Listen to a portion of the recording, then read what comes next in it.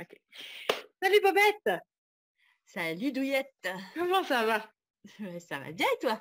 Ben, je suis ravie, il faut dire au monde qui va nous écouter, à l'univers entier, que c'est notre toute première expérience dans l'expérience, dans l'aventure Bobette et Douillette. Donc, je vous présente Corinne Jean-Guillaume, qui va être notre Bobette pour ces quelques prochains mois, semaines, on verra, et moi-même Douillette, donc Sandrine Ziosi. Peut-être Corinne, on peut commencer par dire qui tu es. Alors, tu es une apicultrice. Qu'est-ce que ça mange en hiver, les apicultrices? Eh ben écoute, pour rembobiner le fil un petit peu, hein, je suis une néo-québécoise, même si je suis pas, ça fait longtemps que je suis au Québec, hein, ça fait Mhm. 22 ans quand même au Québec, hein, Tu me française bats. d'origine, quand même, hein, j'ai résisté à l'hiver.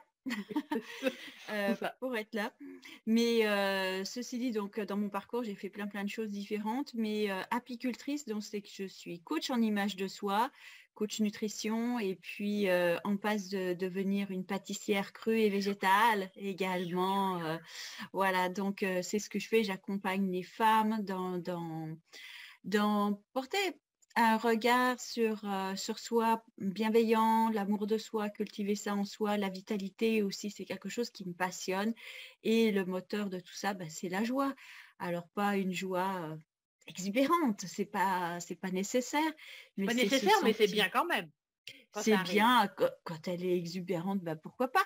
Mais voilà, mais tu sais, quand on est guidé par la joie, je trouve que ça se passe beaucoup mieux. Enfin voilà. Oui, Et non, puis, je suis d'accord, je suis tant qu'à d'accord. faire. Et puis, bah, toutes les deux, ça fait quand même un petit paquet d'années maintenant qu'on se connaît Oui, aussi, eh oui. hein, Ah oui, oui, grâce hein, à, si on calcule, ça doit faire 11 ans, quelque voilà, chose à du peu genre. près. Ouais, Ouais, grâce à nos études de coaching. Donc, quand même, hein, effectivement, ça fait effectivement, un petit bout. Et toi, effectivement. chère Douillette, Oui, qui c'est moi. es-tu? J'aime ça quand on m'appelle Douillette, je me sens confortable. Tu sais, je sais pas, il y a quelque chose là-dedans. Et moi, qui je suis? Ben, moi, je suis Sandrine. Alors, je me suis autoproclamée upcycler d'intérieur et consultante en aménagement conscient. Autoproclamée parce que, comme Corinne, comme tu l'as dit, on s'est connus en formation de coaching, programmation neurolinguistique, il y a maintenant plus de 11 ans. Puis moi, j'ai toujours été dans le domaine de l'assistance. Donc, j'étais en France, alors moi aussi française, désolée les amis québécois qui nous écoutent ou pas, mais en tout cas, deux anciennes françaises, mais qui ont le cœur bien accroché au Québec, on dirait. Un petit peu moins longtemps que toi, moi, ça fait 16 ans et quelques. Toujours ravie d'être là malgré nos hivers sympathiques, on va le dire comme ça. Oui, c'est ça, on s'est connus. Donc moi j'ai toujours été, alors j'avais un diplôme de psychomotricité en France qui n'existe pas au Québec. Donc j'ai dû, en tout cas, où j'ai eu le plaisir de me réinventer au fur et à mesure du temps, des expériences de vie, etc. Mais par contre, j'ai toujours eu quelque chose qui me passionnait, c'était la décoration d'intérieur au sens large. Puis quand j'ai fait ma formation et la créativité, alors ça c'est la base de tout dans ma vie, là, la création manuelle, etc. Et idéatoire aussi beaucoup. Mon cerveau va à 12 000 à l'heure. Peut-être que ma voix s'entend qu'elle va aussi à 12 000 à l'heure tellement je veux partager de choses. Bref, et quand j'ai fait ma formation en décoration d'intérieur, j'ai appris beaucoup, bien évidemment, mais ça ne correspondait pas à ce que je voulais, à mes valeurs. Il y avait quelque chose qui me dérangeait profondément dans la notion de tendance, de mode, d'acheter neuf et de réacheter, etc., etc. Pour finir par me rendre compte qu'au final, ce que j'aime faire, c'est transformer les choses. Puis finalement, j'ai réalisé, alors je ne sais pas si tu vas être d'accord avec moi sur ça, mais la période où j'ai été coach, donc j'avais un bureau de coaching, finalement, j'assistais les gens à upcycler leurs pensées. Bon, upcycler, oui, c'est vrai, il faut peut-être que j'explique un petit peu, c'est transformer l'objet, lui donner une nouvelle fonction. Je me suis dit, en fait, c'est ça qui se passe. Les gens viennent à mon bureau, puis on va upcycler les idées, les pensées, etc. Et puis, mais il y avait quelque chose qui, encore là, n'était pas tout à fait ça. Les gens partaient, ils étaient ravis, tout se passait bien, c'était merveilleux. Puis ils revenaient 6 mois, un an après, avec la même problématique ou quasiment. puis un jour, dans le fil du processus, j'ai accompagné des femmes en hypnose pour la naissance. Et donc là, j'allais chez les mamans, les futures mamans. Et c'est là que le tilt s'est fait à me dire, on peut bien arroser une plante dans le désert, mais si on... Non, je recommence. On peut bien planter une fleur dans le désert, mais si on ne l'arrose pas, elle va finir par mourir de la même façon. Et c'est là que j'ai compris qu'en fait, l'environnement pouvait avoir un impact dans le sens qu'il était un petit peu ce qu'on voit dans notre logement, c'est un petit peu ce qu'on est à l'intérieur et vice-versa. Et donc, de tout ça est venue l'idée de dire, Upcycler d'intérieur, c'est vraiment ça ma passion finalement, c'est faire avec ce qui est présent, puis le transformer, mais en mettant l'humain au cœur du processus, donc en partant de la réalité de l'habitant pour transformer le logement qui vienne soutenir l'habitant et non pas ce qu'on peut voir actuellement, selon moi, c'est des maisons qui sont toutes pareilles, puis on doit s'ajuster à la maison alors qu'on a tous des besoins différents. Donc c'est un petit peu le processus rapidement dit, le chemin que j'ai parcouru. Puis c'est pour ça qu'un peu est née cette expérience de Bobette et Douillette. Déjà parce qu'on se connaît depuis longtemps, qu'on s'apprécie, je pense. On a déjà travaillé ensemble quand on était coach. On a eu plein d'aventures ensemble, séparément, remis ensemble, etc. Et là, je trouvais qu'il y avait un lien intéressant entre l'image de soi et pas l'image, mais la conception de son intérieur finalement. Il y a comme pour moi, puis je pense que tu es d'accord avec ça aussi, une corrélation entre l'essence, l'âme, l'intérieur, peu importe comment on l'appelle. Autour de ça, il y a un corps, il y a une peau, il y a un vêtement et ensuite il y a la maison. C'est comme des sous-couches ou des surcouches de nous-mêmes. Et je trouvais qu'il y avait un truc intéressant à partager dans ces deux thématiques finalement qui nous tiennent à cœur. Ouais, puis là où on se rejoint beaucoup, c'est moi avec l'accompagnement vestimentaire, ce que je fais. Donc, mon parcours, il est un peu similaire au tien. Quand tu dis j'ai fait ma formation de décoration d'intérieur, tu as appris beaucoup de choses, mais bon, tu sentais que pour toi, c'était pas juste. Moi, ça a été la même chose avec ma formation de conseillère en images. Donc, j'ai appris plein de choses et tout. Et puis, c'est en expérimentant d'abord sur moi-même, bien que je sache tout, en fait, il y a des choses qui ne bougeaient pas. Oui. Et que j'arrivais pas forcément à faire bouger et que je me retrouvais toujours au même espace, en fin de compte, avec la même problématique comme si je ne savais pas, en fait. Et c'est là où j'ai commencé à faire des recherches et tout ça, à faire d'autres séminaires pour avoir une approche beaucoup plus organique. J'aime ce mot. Du vêtement. Voilà. Comme tu dis, la maison organique, elle est... Oui, tout à fait. Et c'est là où on se rejoint, c'est vraiment très... le parallèle, il est vraiment flagrant. C'est que bien souvent, quand on va parler, je sais pas moi, décoration d'intérieur ou image, par exemple, image par rapport à son image vestimentaire et tout, les gens ont tout de suite une représentation de quelque chose. Donc, où on va faire référence à la mode, aux tendances, qu'est-ce qu'il faut porter, qu'est-ce qu'il faut mettre dans sa maison et tout ça.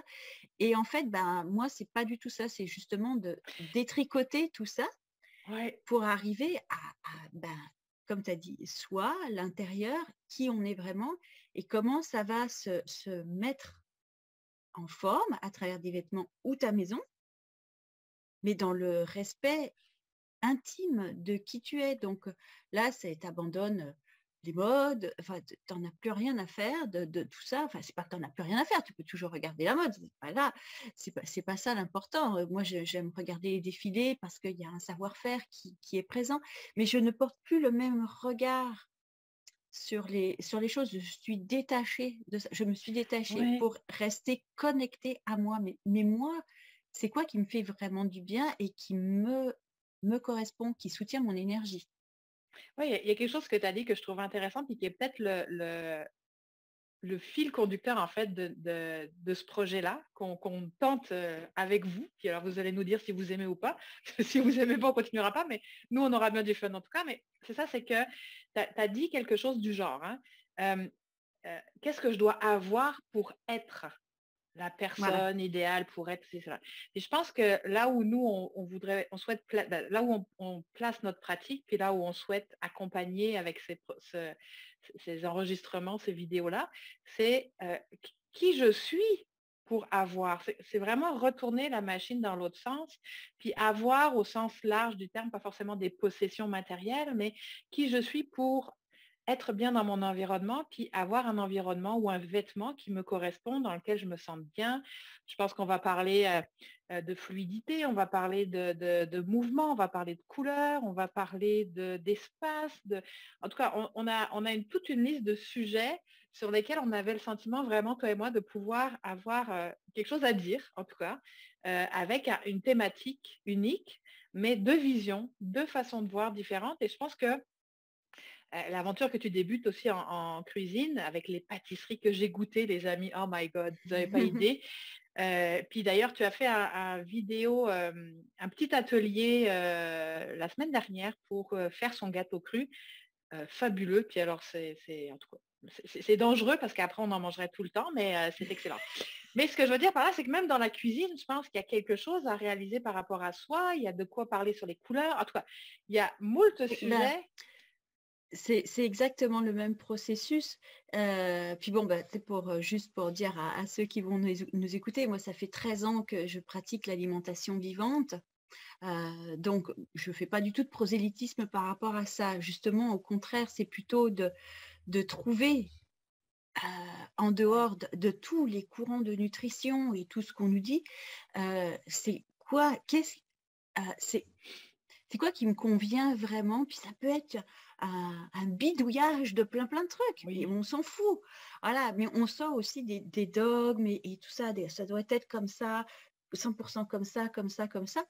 Et puis, moi, ce processus à travers l'alimentation vivante, bah déjà, ça m'a reconnecté à moi-même, parce que moi, je parle Mhm. de ma maison alimentaire, et ça, j'adore ce mot-là, et de trouver sa propre maison alimentaire. Il n'y a pas de, je pense qu'il n'y a pas de recette toute faite qui dit ça, ça va Non. fitter parfait. Non. Ouais. Et puis, Puis dans donc tout moi, dans ça la m'a vie, je pense, hein. Tout dans la exactement. vie, pour moi, est comme ça, ouais. Puis, tu sais, ça m'a reconnecté vraiment à l'aliment, le plaisir de l'aliment, le plaisir de manger, le plaisir de toucher, le plaisir de la couleur. Tu nommes les couleurs, hein, c'est vivant. Alors, c'est très coloré, voilà. Donc, ça, j'aime ça. Mais aussi, ce que j'ai pu constater, c'est que pour avoir œuvré, tu sais, dans des magasins d'alimentation naturelle et tout ça, c'est que les gens arrivent aussi avec il me faut. Il me Oui. faut tant de grammes de protéines. Il me faut tant de. Voilà, des il faut. Mais non, mais. Et c'est de dire, mais il n'y en a pas de règle. Il y a une règle qui va dire comme ça, puis une autre règle qui dit tout l'inverse. Donc, c'est plutôt reviens à l'écoute du corps.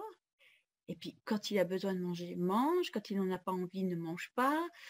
S'il a besoin de protéines, mange-en. S'il n'en a pas besoin, n'en Mhm. mange pas. Mais c'est de revenir, bah, tu vois, toujours revenir à soi. Bah, oui, de la même façon que dans l'habitation, c'est il faut avoir une suite parentale, parce qu'aujourd'hui, c'est à la mode. Il faut avoir une grande chambre pour les parents, parce qu'aujourd'hui, c'est comme ça que ça se passe pour paraître.